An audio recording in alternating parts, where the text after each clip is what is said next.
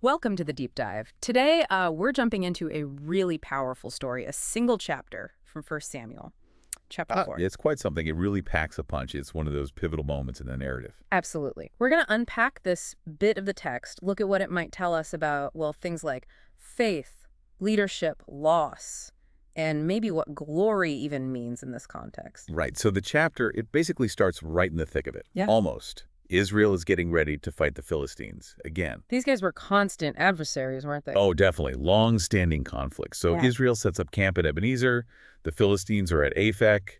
It's setting the stage. A very tense stage. And then the fighting starts, and, well, that first clash, it's not good for Israel. Not good as putting it mildly. The text says the battle spreads and Israel is just routed, defeated pretty decisively. And the losses are immediate, significant. Yes, sobering is the word. We're told about 4,000 Israelite soldiers die right there on the field. First go. 4,000. That's a massive hit straight off the bat. They retreat back to camp, obviously trying to figure out what just happened. Exactly. And it's the elders, the leaders, who ask the big question. Yeah, they get together, still reeling, and they ask, why did the Lord bring defeat upon us today before the Philistines? Which is a really interesting question, isn't it? It immediately frames it theologically. Right. Not just what was wrong with our strategy, or were they just stronger? No, it's why did God do this, or allow it anyway. They're looking for a spiritual cause for a very physical defeat. And their answer, their proposed solution, well, that's where it gets fascinating and maybe a bit concerning looking back. Definitely revealing. Because their first thought isn't, maybe we did something wrong or let's rethink our tactics. It's, let us bring the Ark of the Lord's covenant from Shiloh. From Shiloh, the main worship center. So that it may go with us and save us from the hand of our enemies. They jump straight to the Ark. Like it's a guarantee, a physical object that ensures victory. It feels almost like that, yeah. Less about faith in a God behind the Ark and more like putting faith in the box itself, like a good luck charm, almost. That's a really key distinction, I think. They see the Ark as the thing that saves. So, okay, they decide this is the plan. Send guys to Shiloh. Right. Shiloh is where the tabernacle is, where the Ark resides. It's the religious hub. And they bring back the Ark. The text calls it the Ark of the Covenant of the Lord Almighty, who is enthroned between the cherubim. Very majestic language. It emphasizes the divine connection.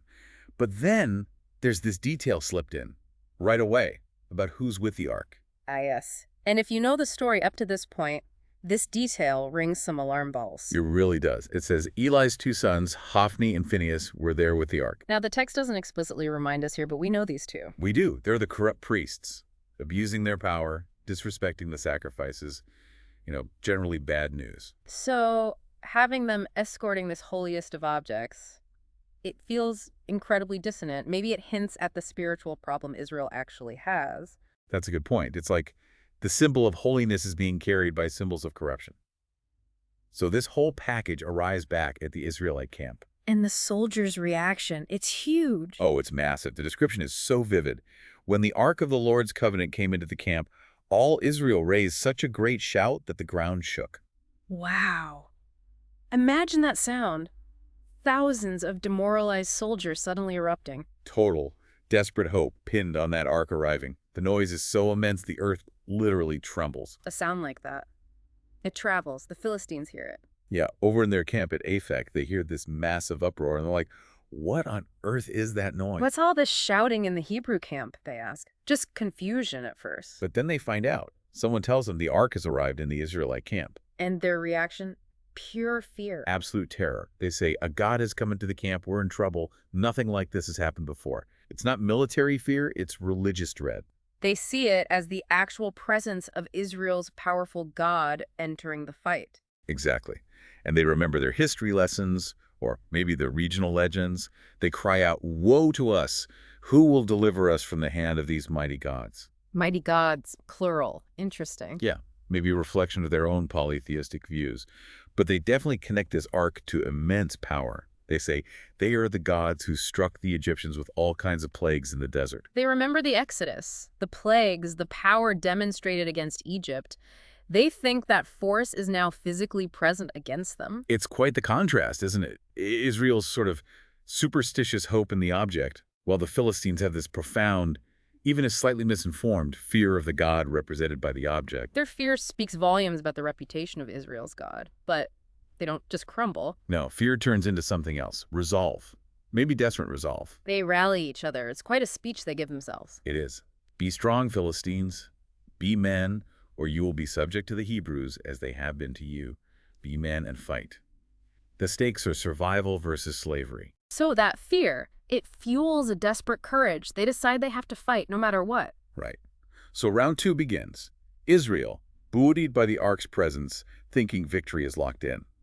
The Philistines, terrified, but fighting for their lives. And the result, even worse than the first time. Way worse. Utterly devastating for Israel. The text pulls no punches. So the Philistines fought, and the Israelites were defeated, and every man fled to his tent. A total rout. Not just defeated, but scattered in panic. And the casualties. Catastrophic. The slaughter was very great. Israel lost 30,000 foot soldiers. 30,000. 30,000. Yeah. Compared to 4,000 before, the ark's presence didn't save them. It coincided with a far greater disaster. Exactly. And then the text highlights the 2 biggest blows, the things that really signify the depth of the catastrophe. More than just the massive loss of life. Yes.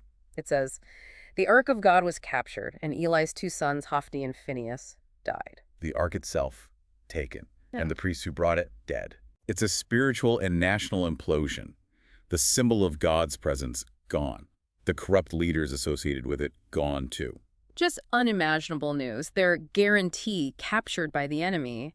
The narrative then shifts, doesn't it? It zooms out from the battlefield. Yes, it follows a single messenger running from the fight. And the description tells you everything. His clothes torn and dust on his head. Classic signs of mourning, of terrible news. He's bringing word of this disaster back to Shiloh, the town where the ark belonged. And waiting there is Eli, the old high priest, 98 years old. 98. His eyesight is failing, the text says. But he's waiting, anxious. And what's he anxious about specifically? It's very clear. He's sitting by the road, watching, waiting, and it says, his heart feared for the ark of God. Not primarily for his sons, though surely he cared, but his deepest dread was for the ark. He understood its significance, perhaps in a way the others didn't, its spiritual weight. So he's there, waiting. The messenger arrives in Shiloh. The news spreads like wildfire. And the whole town just erupts. All the city cried out, a wave of grief and panic. Eli hears this commotion, this citywide wail, and he asks, what's all this uproar about? The messenger then comes directly to him, and he lays out the news, piece by piece. How does he break it to him? He starts with the battle. Israel fled before the Philistines. The army has suffered heavy losses. Terrible news. Then the personal blow. Also, your 2 sons, Hophni and Phinehas, are dead. Imagine hearing that at 98. Crushing. But that's still not the final, fatal piece of news, according to the text. No. The messenger delivers the thing Eli feared most. And the ark of God has been captured. That's the moment. That's the trigger. The text is so precise. When he mentioned the ark of God, Eli fell backward off his chair by the side of the gate. Just hearing those words. His neck was broken and he died. The text notes his age, that he was heavy, which contributed physically. But the cause of the fall was hearing about the ark. 40 years he led Israel, and it ends like that. Snapped by the news that the symbol of God's presence was gone. It tells you everything about what that ark represented, at least to him. A tragic end. But the tragedy isn't over yet. It ripples outwards. The focus shifts again, this time to Eli's daughter-in-law. Phinehas' wife. She's pregnant, heavily pregnant, near delivery. And she hears the news. All of it. Yes, the full, terrible package. The ark captured, her father-in-law, Eli, dead, and her husband, Phinehas, dead. The shock is overwhelming. Understandably, it sends her into labor. The trauma triggers childbirth. But she's dying in the process. Even as she gives birth. Yes. The women helping her try to encourage her. Don't despair, you've given birth to a son. But she's fading. The grief, the shock, the physical ordeal. It's too much. And her last act, it's naming the child. Her final breath, almost, is used to give him a name that sums up the entire disaster. Ichabod. Ichabod. And the text explicitly tells us what she meant by it. The glory has departed from Israel. Wow. The glory has departed. And she explains why. Because of the capture of the Ark of God and the deaths of her father-in-law and her husband. Notice the Ark is first. Still primary. Even in her personal grief, the loss of the Ark, the departure of glory, is the overarching tragedy. Yeah, so the child becomes a living reminder of that pronouncement. Yeah. Ichabod. Glory departed. It's just Devastating. So this whole chapter, this deep dive into 1 Samuel 4, it's just one loss after another. Military defeat, leader deaths, the ark gone, the high priest's death triggered by the ark's loss, his daughter-in-law dying while naming her son, glory departed. It's a stark, sobering narrative. It really forces you to think about misplaced trust, maybe, relying on the symbol instead of the reality. Israel wanted the ark to save them, but maybe they'd already lost touch with the God the ark represented. And the consequences were just catastrophic. It seems to show that God's presence, his glory, isn't something you can just manipulate or contain in a box. It can actually depart. So, as you reflect on this story, it really makes you ask, doesn't it? What does this account, straight from the source, suggest about where true glory, true divine presence, actually lives? What does it mean for it to leave? And what about that initial plan? Trying to secure victory by bringing in a sacred object. What does that tell us about how we sometimes seek security or God's blessing? Are we looking for formulas or for genuine relationship? Big questions. The chapter leaves us hanging with that name, Ichabod. The glory has departed. A heavy thought prompted by this ancient text about what glory truly is and the profound loss when it's perceived to be gone. Yeah. It definitely gives you a lot to think about long after you finish reading the chapter itself.